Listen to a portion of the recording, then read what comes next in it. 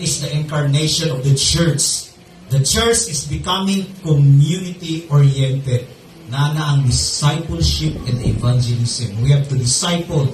We have to evangelize. Minsan natin disciple and evangelize. Of course, the people who don't know Christ. Dili ka makontento, ikaw lang ang maluwas. Ako lang.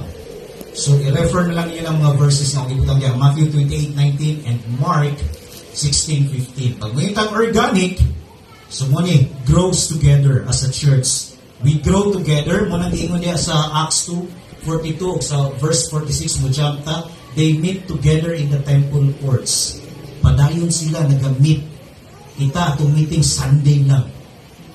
Pero wala tayo mo, natos lang sulugon everyday. Namatay mga work.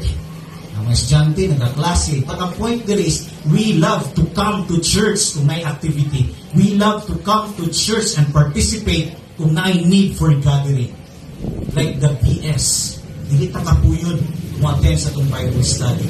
Because that is nurturing our spirituality. The church is not sick or diseased, but it is a church that is encouraging and nurturing.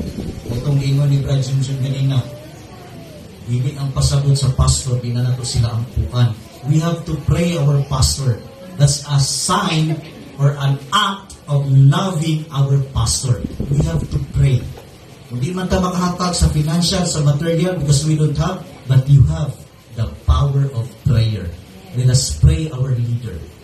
Okay, they need prayer. Mutong yun ni Brad Junjun kanina ba? Kita na tayo problema, pastor, ang puwi ko. Kung si pastor ang problema, manto ba na sa itong balay yung Brad ang puwi ko?